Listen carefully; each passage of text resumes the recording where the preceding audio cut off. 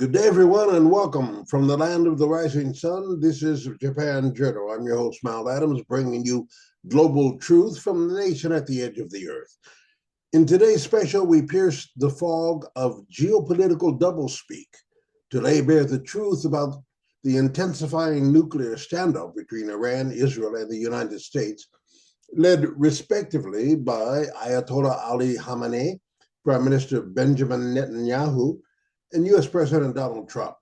This is not merely about centrifuges and sanctions. It is a high-stakes struggle for sovereignty, survival, and supremacy in the world's most volatile region. Stay tapped in to Japan Journal. We'll be back with full details right after this.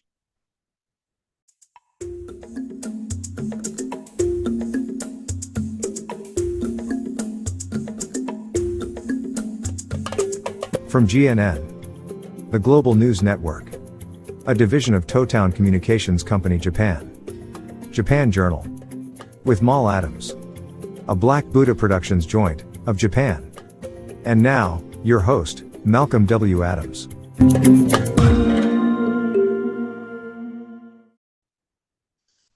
Iran's supreme leader, Ayatollah Ali Khamenei, has made it unequivocally clear uranium enrichment is a non-negotiable pillar of Iranian sovereignty. In rejecting the U.S.-backed proposal presented via Oman, he stated that abandoning enrichment is 100% against the country's interests. This is more than rhetoric. It's a strategic assertion of autonomy.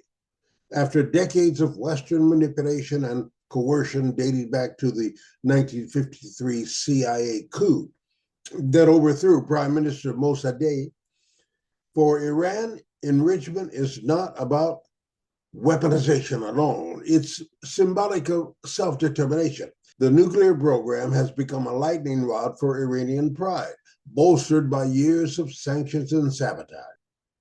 Khamenei views any concession as submission, particularly under a U.S. regime that has repeatedly broken its promises, most notably when Donald Trump withdrew from the 2015 Joint Comprehensive Plan of Action, JCPOA. Iran's message to the West is clear.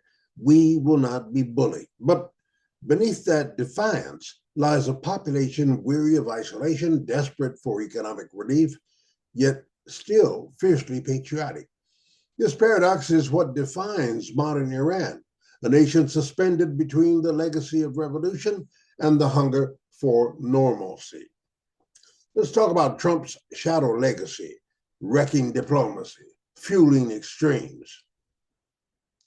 President Donald Trump's decision to abandon the JCPOA in 2018 wasn't just a policy shift, it was a rupture, one that fractured trust, collapsed diplomatic bridges, and left a vacuum now filled with distrust and violence.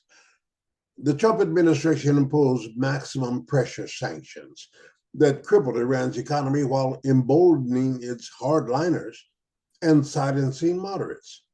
The Joint Comprehensive Plan of Action, JCPOA, forged under President Barack Obama in 2015, was a landmark multilateral agreement between Iran and the world powers, including the US, UK, France, Russia, China, and Germany, to limit Iran's nuclear capabilities in exchange for sanctions relief and strict international inspections by the IAEA.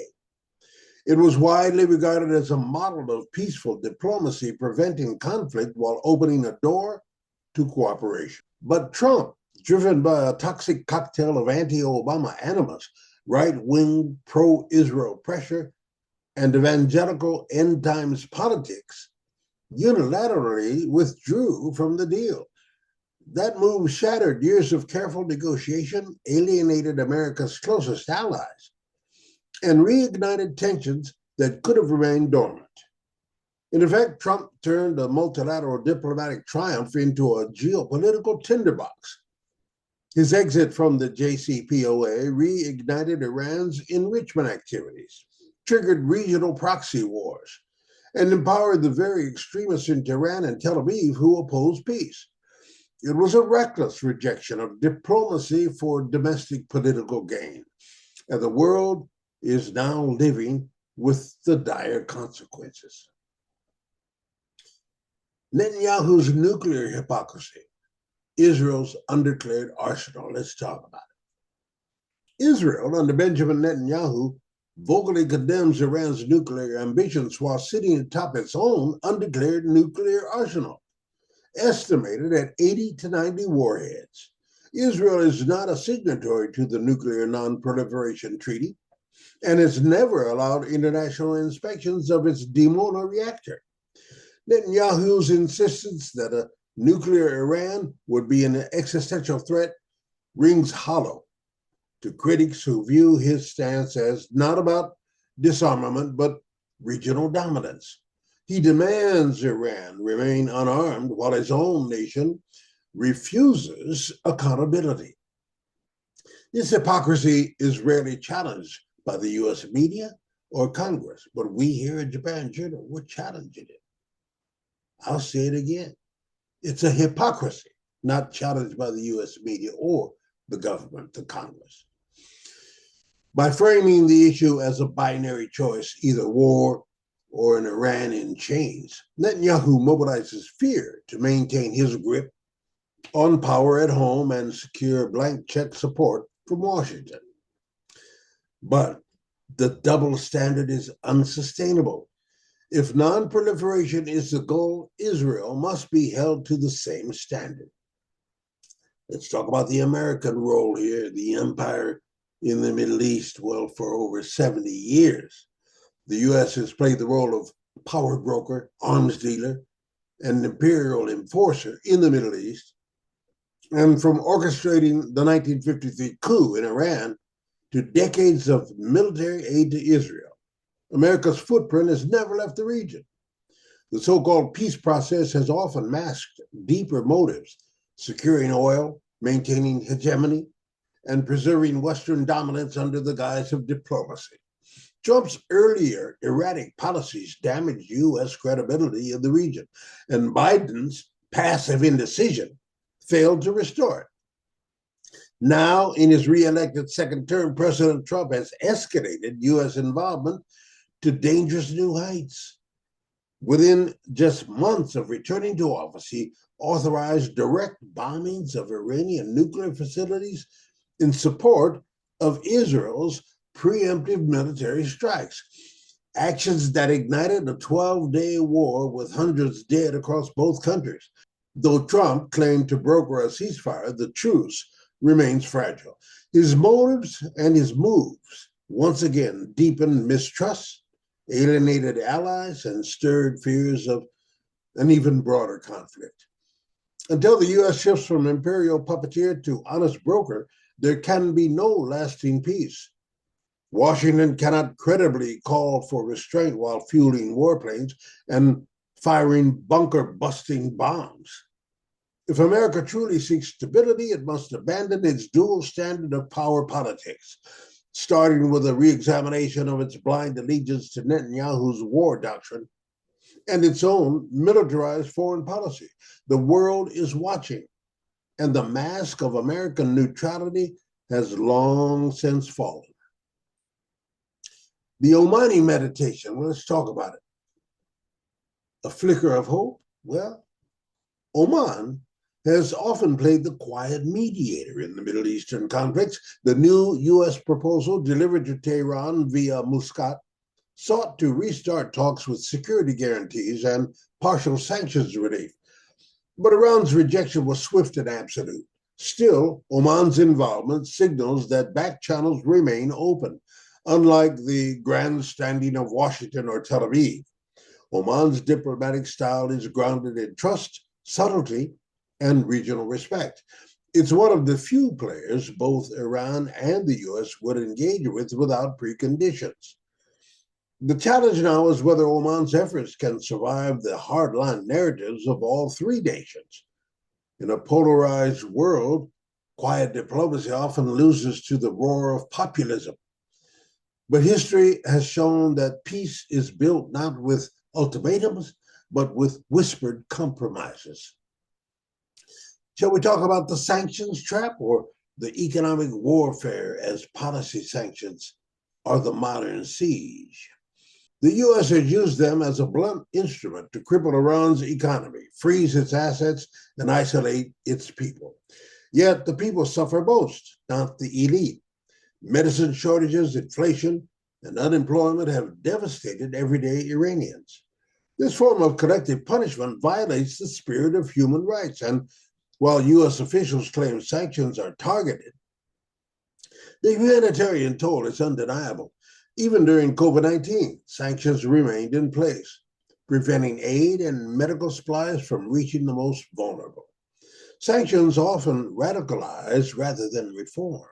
They feed the narrative that the West seeks to humiliate Muslim nations, deepening the rift and emboldening extremist responses. If America wants a better Iran, it must stop punishing the Iranian people for the sins of their leaders. Can we talk about the nuclear apartheid? Who really gets to have the bomb? And who decides that? At the heart of the conflict is the question, who has the right to nuclear capability? The answer, it seems, is determined by power, not principle. The US, Israel, India, Pakistan, France, and the UK all possess nuclear arms. But when Iran seeks similar technology, even for peaceful purposes, it's treated as criminal. This global double standard fuels resentment and accelerates proliferation. Countries see the hypocrisy and conclude that disarmament is only for the weak. Iran's argument that it should be treated equally under the NPT gains legitimacy when nuclear states refuse their own obligations. If the world seeks true nuclear disarmament, it must start with transparency, accountability, and reciprocity. Anything less is nuclear apartheid, enforced at gunpoint. We got to look at the proxy wars and the regional blowback. The nuclear standoff is just one front. From Syria to Yemen to Lebanon, Iran and Israel are locked in a shadow war. Iran supports Hezbollah and the Houthis. Israel launches airstrikes in Syria and assassinations in Tehran. Civilians pay the price. These proxy wars threaten to explode into regional conflagration. One wrong missile, one false flag, one drone strike too far, and the whole region burns. Yet the global media frames this as isolated incidents, never connecting the dots of war by proxy. The US, too, plays both sides. Let's be real about it. Selling weapons to Israel while engaging in secret talks with Iran. Until the root causes of this shadow conflict are addressed, inequality, occupation, and imperialism, peace will remain an illusion. Cyber war and sabotage, the silent battlefield. Well, modern warfare includes viruses, not just bombs. Israel, often with US backing, has launched cyber attacks like Stuxnet to cripple Iran's centrifuges. Iran has responded with hacks on Israeli infrastructure and Western companies. Well, these silent wars escalate tensions without public awareness. They are undeclared, unregulated, and dangerously destabilizing. When critical infrastructure is targeted, water, electricity, hospitals, the line between war and terrorism blurs. Such acts only deepen mistrust and provoke retaliation. There is no Geneva Convention for cyber warfare, yet its impacts can be just as deadly. A global treaty on cyber conflict is urgently needed. The human toll, we got to talk about that. Lives in the crossfire. Beyond politics are people. Iranian families living under inflation, Israeli civilians running to bomb shelters, American veterans haunted by endless deployments. All are casualties of a conflict orchestrated by powerful men far from the front lines. The media rarely tells their stories, but peace begins with empathy, recognizing shared pain across enemy lines. Until the humanity of the other is restored, politicians will continue to explore fear and profit from division. True journalism, like Japan Journal, must lift these voices and expose the human cost of perpetual conflict. There's also the propaganda machine controlling the narrative. We need to talk about that because Western media often parrots government lines, reducing Iran to a caricature of evil. Israeli violence is framed as self-defense, while Iranian retaliation is called terrorism. Well, this narrative control distorts reality and misleads the public. The same outlets that push for war in Iraq now promote hawkish policies toward Iran. Dissenting voices are marginalized. Peace advocates are called naive. And the public, once again, is led to the brink of war by deception. Breaking this cycle requires independent journalism like Japan Journal and Total Digital Media and others, critical thinking, and public courage to question official narratives. There is a path to peace, but what must change in order to get there? The path forward demands honesty and humility, pure and simple. Iran must reassure the world it will not weaponize nuclear technologies. Israel must open its program to scrutiny. The US must abandon imperial hubris and respect the sovereignty of nations. A new regional security framework, one that includes Iran, Israel, and their neighbors, must replace the current imbalance. Trust will take time, but it starts with dialogue, fairness, and mutual respect. Progressives in America must push for diplomacy over domination. Peace is not passive, y'all. It is an act of resistance against fear, profit, and propaganda. So in closing, let me just say this and give you this call to action from Japan Journal and Brother Malcolm. We stand today at the nuclear crossroads of power and principle. Iran asserts its rights to sovereignty. Israel clings to its regional monopoly. And America, once a dealer of hope, now traffics in double standards. But peace is not the absence of war. It is the presence of justice. As progressives, scholars, and truth seekers, we must demand a new narrative, one where diplomacy replaces domination, where truth replaces propaganda, where humanity replaces hubris. This is Mal Adams reporting from Japan, telling you that the hour is late, but it's not too late. I urge you to stay vigilant, stay informed, and stay human. Thank you very much for watching. Stay tuned to this platform for more from Japan Journal on the problems facing us today. Thank you and good day.